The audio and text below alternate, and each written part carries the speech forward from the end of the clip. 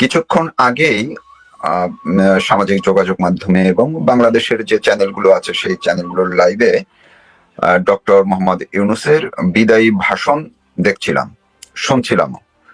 তিনি কি বলছেন, তার বডি ল্যাঙ্গুয়েজ কি, সেগুলো একটু ভালোভাবে খেয়াল করার চেষ্টা করছিলাম এবং তিনি যে কথাগুলো বলছিলেন সেই কথাগুলোর ভাব অর্থ বোঝার চেষ্টা করছিলাম।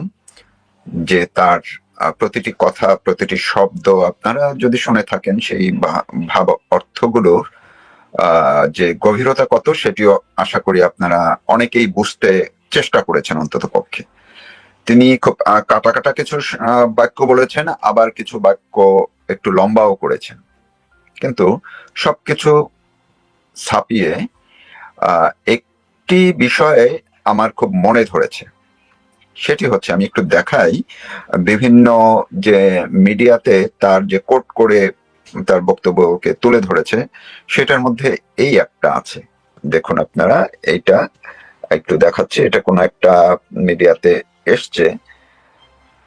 এটি হচ্ছে, তিনি বলেছেন আমরা শূন্য থেকে শুরু করিনি, শুরু করেছি মাইনাস থেকে।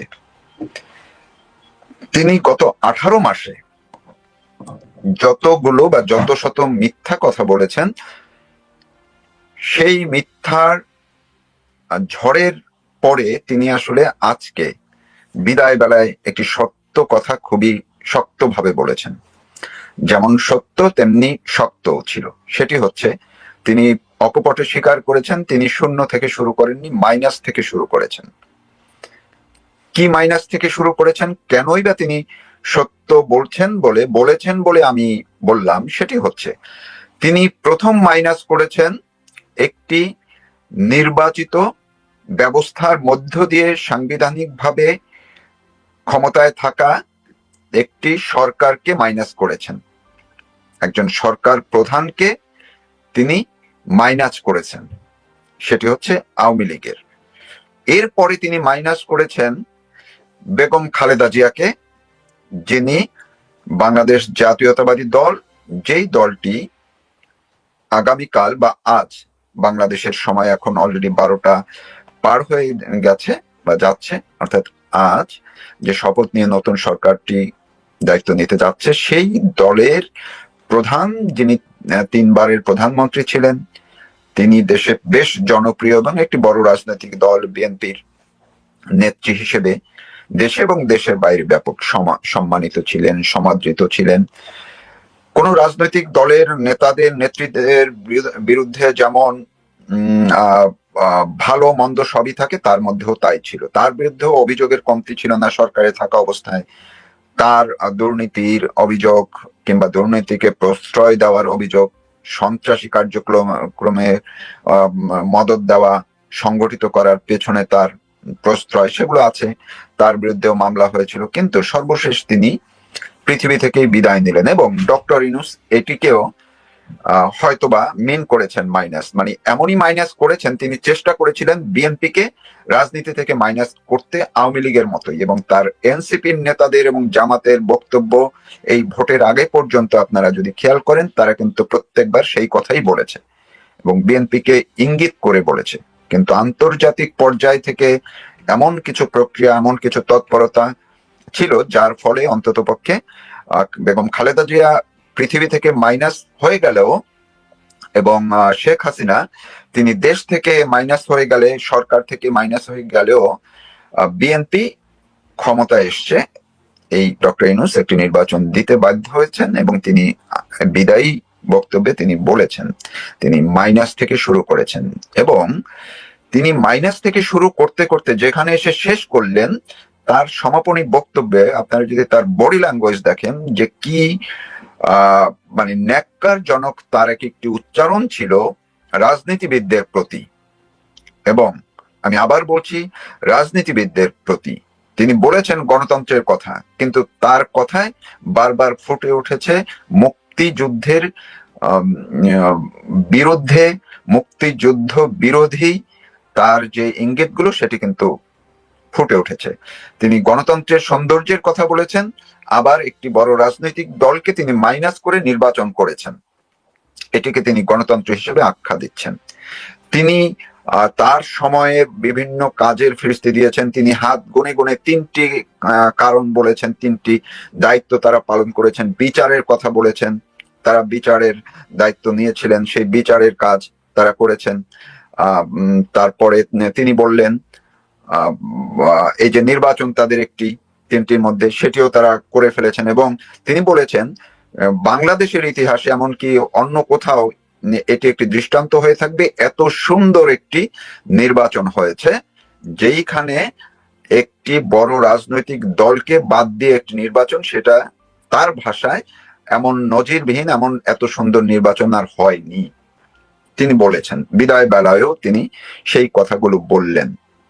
তিনি অর্থনীতির কথা বলেছেন। অর্থনীতি নাকি একেবারেই মাইনাসে ছিল, সেখান থেকে নাকি তিনি টেনে তুলেছেন। তার মানে 15 মাসের মধ্যে বা 16 মাসের মধ্যে তিনি বাংলাদেশের যত অর্থনৈতিক অগ্রগতি সেটি হয়েছে। এবং তিনি বারবার বলেছেন এটি নতুন বাংলাদেশ, বাংলাদেশের নতুন জন্ম হয়েছে। তো যদি একটি রাষ্ট্রের, একটি দেশের জন্ম মাত্র 15-16 মাসে হয়ে থাকে, এর মধ্যে এত লাখ লাখ ডলার বা লাখ কোটি হিসাব নিকাশ তিনি তার অর্থ উপদেষ্টারা কিভাবে দিলেন?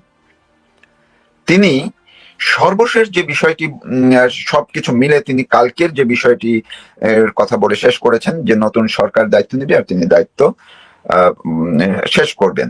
এই আগামী কালকে বা আজকে বাংলাদেশের সময় আজ যে শপথ নিয়ে যে নাটক একটা মঞ্চস্থ হতে যাচ্ছে, সেটির ইঙ্গিত কিন্তু তার কথায় বোঝা গেছে। তিনি জুলাই সনদের কথা বলেছেন।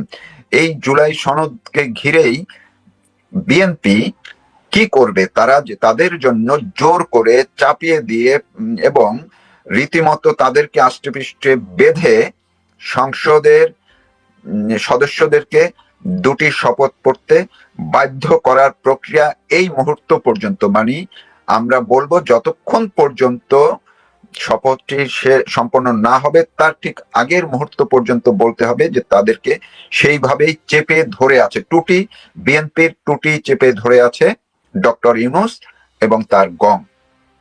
তারা চায় 2টি শপথ পড়বে, একটি হচ্ছে প্রথম সংসদ সদস্য হিসেবে, আরেকটি হচ্ছে ওই যে সংস্কার পরিষদের। কিন্তু আজকে সকালে যে সালাউদ্দিন আহমেদ বিএনপি নেতা, তিনি কিন্তু ইঙ্গিত দিয়েছেন যে অনেকগুলো যদি সংসদে তারা বসার পরে এটি অনুমোদন হয়, যদি তারা মনে করেন যে সবাই মিলে যে এগুলো সংবিধান এই সংশোধনগুলো করবে, যদি হয়, অনেকগুলো হয়ের পরে তারপরে তারা দেখবেন এটি শপথটা নেওয়া যাবে কিনা। তার মানে এইখানেই কিন্তু আমি নাটকের আভাস পাচ্ছি বা নাটকের কথা আমি বলছি। বিএনপি কি করবে? আইনগতভাবে কিংবা সাংবিধানিকভাবে নির্বাচনে বিএনপি অংশ নিয়েছে, সংবিধান সম্মতভাবে নির্বাচন প্রক্রিয়া সম্পন্ন হয়েছে, ফলাফল ঘোষণা হয়েছে সংবিধান সম্মতভাবে। শপথ তারা নিবেন সংবিধানের আওতায়, যেখানে বলা আছে যে এই যদি স্পিকার, ডেপুটি স্পিকার তারা না পারলে প্রধান নির্বাচন কমিশনার, সেটিও সংবিধান কিন্তু মেনেই তারা করছেন। কিন্তু এই সংবিধানে তো কোথাও নেই যে 2বার শপথ পড়তে হবে, সেটিকে আছে? নেই।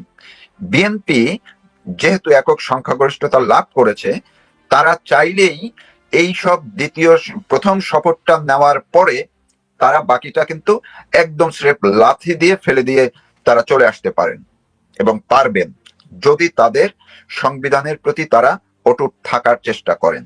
কিন্তু তারেক রহমান অর্থাৎ সালাউদ্দিন সাহেব বলেছেন অনেক হয়ের পর, কিন্তু তারেক রহমান আবার বারবারই বলেন যে জুলাই সনদের প্রতি তাদের আস্থা আছে, আস্থা রাখতে হবে। তিনি প্রথম দিকে হা ভোটের বিপক্ষে ছিলেন, পরে তিনি আবার হা ভোটের পক্ষে গেছেন। কিন্তু তাদের নেতারা গতকালকে দেখবেন মেজর হাফিজ একই কথা বলেছেন, অন্যরাও একই কথা বলছেন।